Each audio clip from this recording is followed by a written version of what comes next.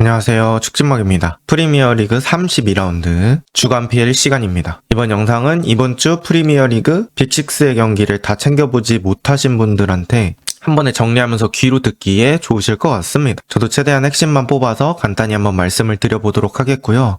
일단은 순위를 한번 가져왔어요. 가장 또 우리가 주목해야 될 거는 우승권 순위겠죠. 아스날과 시티, 이제 시티가 한 경기 덜 치른 상태에서 6점 차로 승점을 좁혀놨고요. 그 다음 경기가 바로 양팀의 맞대결입니다. 양팀의 맞대결에서 시티가 이긴다면 아스날 70, 시티 67점이 됩니다. 그리고 시티가 남아있는 크리스탈 팰리스와의 순영 경기를 이긴다고 했을 때는 승점이 똑같아지는 상황이 옵니다. 그리고 그런 상황에서 엎치락뒤치락 하면서 골득실까지 좁혀질 가능성이 높습니다. 또 챔스권도 맨유가 패배하고 빌라가 비기고 리버풀이 이기면서 또 3, 4, 5위권의 승점 차이가 많이 줄어들었고요. 강등권 역시 토트넘이 패배하면서 흐름 자체가 되게 독특하게 흘러가고 있는 것 같습니다. 제가 느꼈을 때는 경합 잘하고 에너지 좋은 팀이 이번 시즌은 잘하고 있는 느낌이 듭니다. 그러니까 이번 시즌 어떤 프리미어리그를 상징하는 키워드라고 하면 저는 에너지라고 부를 수 있을 것 같아요. 에너지 좋고 경합 잘하면 사실 상성이 존재하지 않기 때문에 상당히 무섭고요.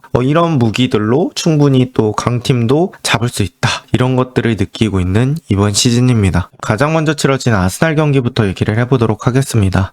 상당히 아스날에게는 중요한 문턱이었어요. 아스날이 최근 경기를 보시면 5경기 중에 2승 3패를 기록하고 있고요. 공교롭게도 시티와의 리그컵 이후에 흐름이 많이 좋지 않은 상황으로 넘어가고 있습니다. 그리고 맨체스터 시티는 그렇다 치더라도 사우스햄튼과 본머스에게 패배한 것은 어떤 시즌을 운영하는 데 흐름에 있어서 상당히 큰 영향을 주고 있습니다. 제가 생각했던 이 경기는 아스날이 순수 경기력이 많이 밀렸다, 이렇게 표현할 수 있을 것 같고요. 또 이바니우성이 스트라이커지만 골키퍼를 끝까지 압박하지는 않고 골키퍼 근처에서 패스길만 잘라놓고 대기하는 그런 방식으로 이라올라 감독이 좋은 전방 압박을 준비해왔다. 그리고 그런 것들을 아스날 선수들은 극복하지 못했다, 이렇게 볼 수 있을 것 같습니다. 그리고 저는 또 개인적으로 눈에 띄었던 건 본머스의 양쪽 사이드백 트리페르하고 알렉스 히메네즈입니다. 둘이 엄청나게 열심히 위아래로 왔다 갔다 해주더라고요. 그리고 전체적으로 에너지도 아스날에 비해서 본머스가 훨씬 더 좋다는 것들이 느껴졌습니다. 그 다음 이 경기에서는 사실 수비맨디의 실수들이 좀 자주 나왔죠. 저는 이런 것들이 수비맨디의 피로도 문제라고 생각을 하고요. 이 수비맨디의 피로도가 리그에서 어떤 영향을 미칠지가 되게 중요할 것 같습니다. 그 다음 본머스가 전방 압박했을 때는 뒷공간이라는 리스크를 충분히 가지고 있는데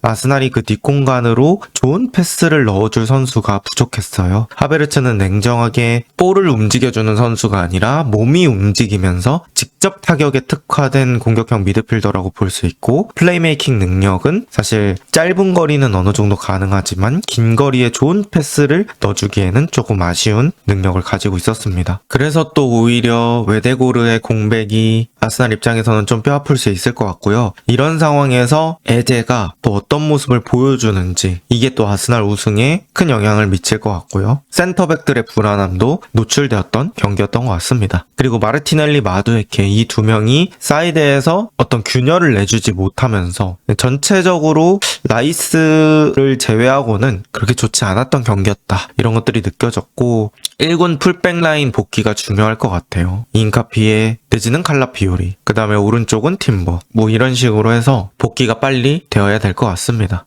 그리고 모스케라가 있기 때문에 아스날이 수비적인 걸 더 신경 쓴다면 화이트 대신 모스케라를 기용해보는 것도 방법이 될 것 같아요. 저는 결국 학습된 무기력이라는 단어를 좀 쓰고 싶은데, 이맘때 됐을 때 아스날이 이런 식으로 반복적으로 패배하는 건 아스날 선수들한테 달려갈 동력을 잃게 만드는 그런 상황, 내지는 우리는 한 3, 4월쯤만 되면 왜 이러지? 우리가 결국 안 되는 건가? 이런 것들을 느낄 수 있기 때문에 아르테타가 그런 것들을 빨리 깨주는 게 중요할 것 같습니다. 자, 그 다음은 리버풀 2대0 풀런 경기를 한번 말씀드려 보도록 할 텐데요. 리버풀이 지금 보시는 것처럼 갈라타사라이전 이기고 나서 3연패를 기록했어요. 그리고 이 3연패 기록하는 동안 경기력은 매우 좋지 않았거든요. 그런데 풀럼전에서 2대0으로 승리하면서 반전을 만들 수 있게 됐습니다. 그리고 운이 좋았던 건 파리 원정에서 파리가 더 기회가 많았음에도 리버풀이 2실점밖에 하지 않았다는 거, 이런 것들은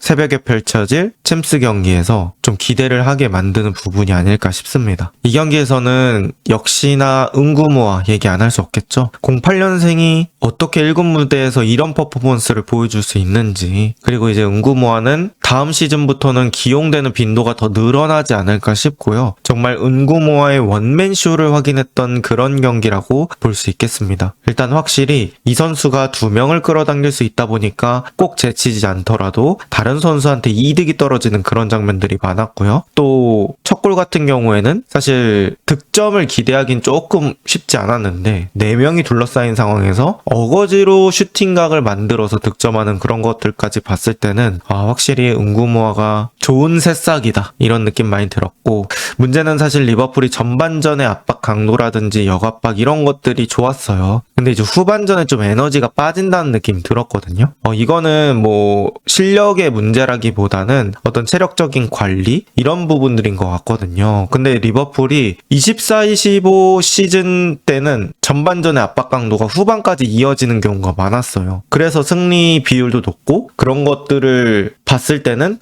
리버풀이 경기력도 좋고 강하다, 이런 느낌 많이 들었었는데, 사실 이번 시즌은 그런 압박 강도가 후반까지 이어지는 경우가 별로 없거든요. 그래서 이 후반까지 어떻게 에너지를 이어지게 만들 수 있을지, 이게 또 중요한 포인트가 될 것 같습니다. 그 다음 뭐 리버풀 입장에서는 2대0, 그러니까 무실점으로 승리를 했잖아요. 이 부분은 또 크게 생각을 할 수 있을 것 같아요. 브라이튼전 2실점, 시티전 4실점, 파리전 2실점 하면서 3경기 8실점, 꽤 많이 실점을 했죠. 그런데 이 경기에서 뭐 여러 가지 상황이 있긴 했지만 결국엔 실점하지 않았고, 실점은 습관이기 때문에 안 좋은 습관을 한번 끊어냈다, 이런 거에서는 의미가 좀 클 것 같습니다. 그 다음에 이제 에키티케가 완전히 휴식을 취했습니다. 그리고 뭐 살라도 득점을 했고요. 이런 상황에서 파리전이 물론 상당히 어려운 경기가 될 거예요. 파리가 워낙 강한 팀이기 때문에. 그럼에도 지난주 파리한테 졌을 때보다는 분위기가 올라온 상태에서, 그것도 안필드에서 게임을 할 수 있기 때문에 조금은 기대해봐도 되는 부분이 좀 생기지 않았을까, 이렇게 생각을 합니다. 그리고 어느새 3위 맨유와의 승점 차도 3점 차로 좁혀놨습니다. 챔피언스리그 진출이 또 밝아지는 그런 경기였다고 볼 수 있겠네요. 그 다음 토트넘입니다. 토트넘은 썬더랜드한테 1대0으로 패배했고요. 지금 이제 왼쪽에 보시는 전적을 보시면 알겠지만 사실 아틀레티코 마드리드와의 2차전 빼고는 또 이렇다 할 승리가 없고요. 아직도 2026년 리그에서 승리가 없습니다. 그냥 축구가 안 됩니다. 사실 썬더랜드도 수비적인 것들은 되게 선수들이 헌신적으로 플레이하고 이런 부분들은 있었지만, 공격 쪽에서 썬더랜드가 완전히 정교하게 만들어서 했냐? 또 그건 아니거든요. 실수도 조금 나오고 패스미스도 나오고 했지만 사실 토트넘이 그런 것들을 잘 이용하지 못했고요. 토트넘이 이제 미드필더 베리발, 갤러거, 그레이 이렇게 3명을 선발로 세웠지만 사실 이 3명의 선수들 중에 베리발과 갤러거는 볼 다루는 능력이 심각하게 떨어졌고, 중원에서 결국 그러니까 수비와 공격을 이어줄 선수들의 퍼포먼스가 좋지 않다 보니까 경기 전체가 계속해서 끊기는 듯한 느낌이 많이 들었습니다. 그 다음에 콜로무아니, 히샬리송을 양쪽 윙어로 세웠는데 제가 봤을 때는 정통 윙어 세우는 게 맞는 것 같습니다. 뭐 지금 토트넘이 사실 공격력이 엄청 좋은 선수가 없기 때문에 큰 차이가 날 수 있을까 싶지만, 일단은 저 선수들이 내려와서 수비하는 거, 수비력에서 좀 차이가 있는 것 같아요. 그래서 히샬이나 콜로무아니 둘 중에 하나는 선발에서 제외하면서 지금 그래도 폼이 괜찮은 텔을 투입시키는 게 낫지 않을까라는 생각이 또 듭니다. 이게 근데 토트넘의 문제죠. 어떻게 보면 엄청나게 독보적으로 주전으로 불릴 수 있는 선수가 없어서 감독이 올 때마다 계속해서 선발이 바뀐다는 거, 합을 맞추기가 어렵다는 거, 이런 부분이 또 토트넘 입장에선 문제라고 볼 수 있겠습니다. 그리고 데제르비는 선발 라인업의 티어를 다시 매겨야 될 것 같아요. 제가 생각하는 토트넘 미드필더 괜찮은 선수는 그레이, 그리고 사르, 그리고 비수마가 사실 베리발과 갤러거보다는 뭐 폼이 떨어졌을 때도 저는 공 다루는 능력은 훨씬 더 낫다고 생각하거든요. 그리고 마찬가지로 투박하지만 수비라도 잘해주는 팔리냐, 뭐 이런 선수들을 고민해봐야 되지 않나 싶고, 시몬스도 공격형 미드필더처럼 쓸 수 있어요. 그래서 시몬스까지 중원에 생각을 해볼 수 있지 않을까 싶습니다. 그 다음 로메로가 시즌 아웃이 확정됐습니다. 월드컵 출전은 어떻게 될지 모르겠습니다만 일단 토트넘 이번 시즌에서는 이제 더 이상 로메로가 나오지 못할 것 같아요. 저는 만약에 토트넘이 강등당한다고 한다면 로메로의 지분이 꽤 크지 않나 라고 생각을 합니다. 그동안 로메로가 잘해준 거 맞죠? 로메로 입장에서는 억울할 수도 있겠죠. 내가 그동안 잘해줬던 거는 생각 안 하고 이렇게 막판에 좋지 않았을 때 모습만 기억하면 좀 억울할 수 있을 것 같긴 합니다. 하지만 그럼에도 이번 시즌 뭐 로메로가 퇴장 2번에 뭐 징계로 인해서 못 나온 경기들, 그리고 주장으로서의 뭐 선수들 컨트롤 역할, 뭐 이런 것까지 생각을 해봤을 때는 강등에 많은 지분을 차지하지 않나 싶고요.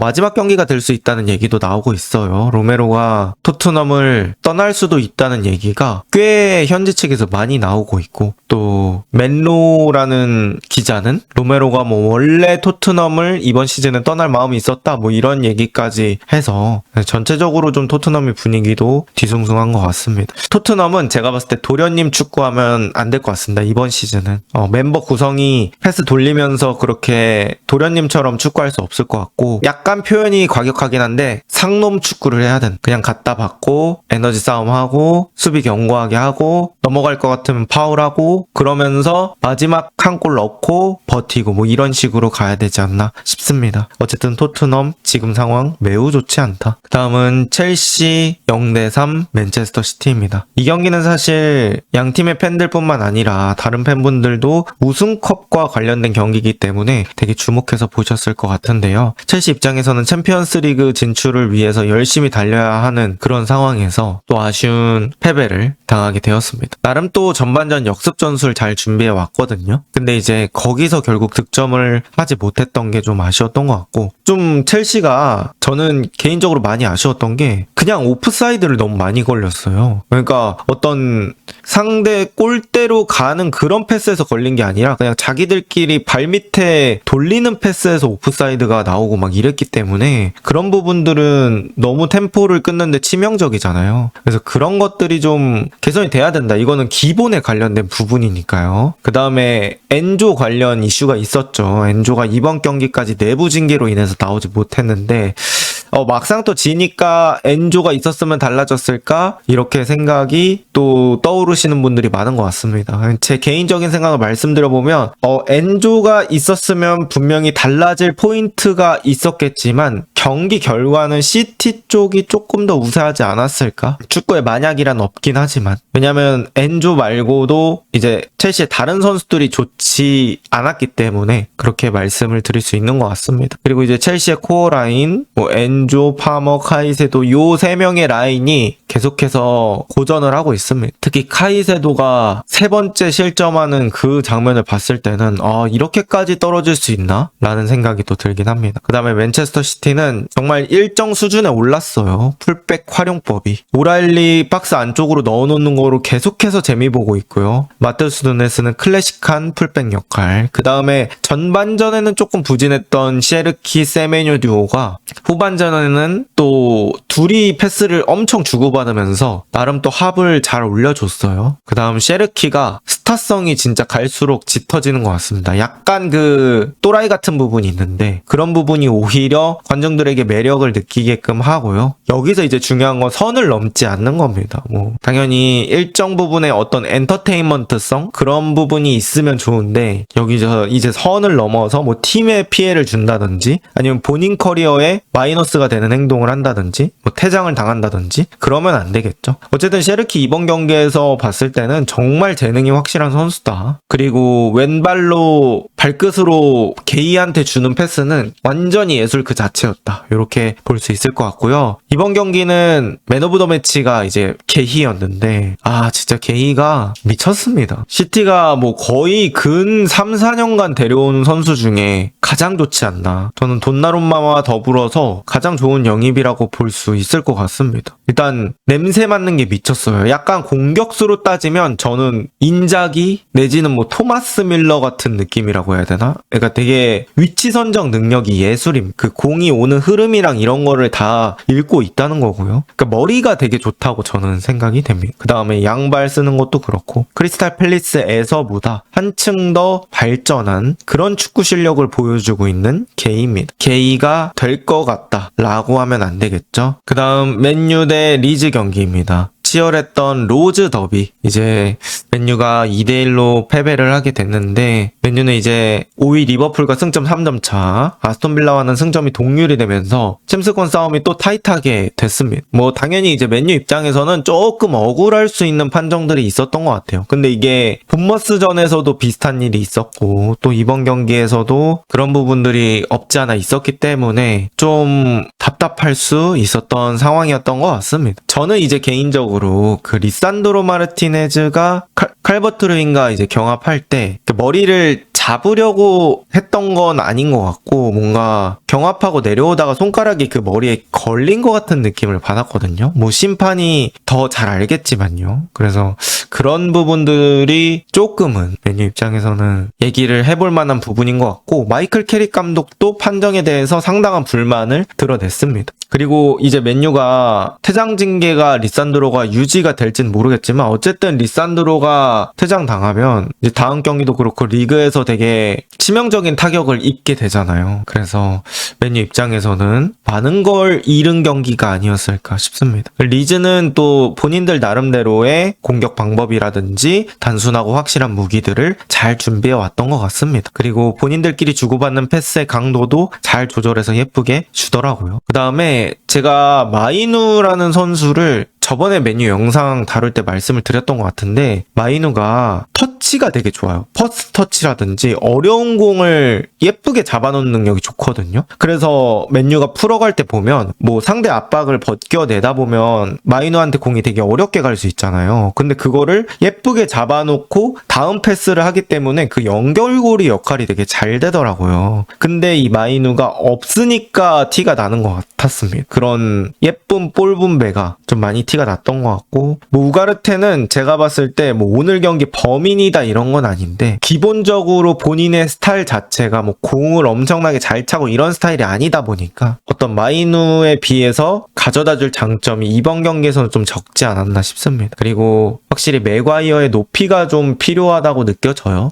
이런 경기에서는 사실 뭐 세트피스에서 리즈의 센터백들이 또 키가 크고 무시무시한 선수들 많고 또 오늘같이 칼버트 루인 상대로 이겨줄 수 있는 건 맨유에서는 맥과이어가 가장 유력한 선수이기 때문에 맥과이어가 없는 게 또 그리웠던 경기라고 볼 수 있겠습니다. 자, 그리고 강등권끼리의 경기는 어떻게 됐을까요? 웨스트햄이 울버햄튼 상대로 4대0 승리를 거뒀습니다. 그리고 노팅엄은 상위권 아스톤빌라와 무승부를 거뒀고요. 토트넘은 썬더랜드에게 1대0으로 패배했습니다. 리즈는 또 OT 원정에서 2대1로 승리하면서 지금 보시면 리즈 승점 36점, 노팅엄 승점 33점, 웨스트햄 32점, 토트넘 30점입니다. 일단은 토트넘이 이제 이 팀들과의 경기는 남아있지 않아요. 그래서 결국 토트넘이 좀 자력 생존이 불가능하다고 해야 될까요? 그러니까 위에 있는 팀들이 그 사이 6경기 동안 좀 져주길 바라면서 토트넘이 한번 올라가야 되는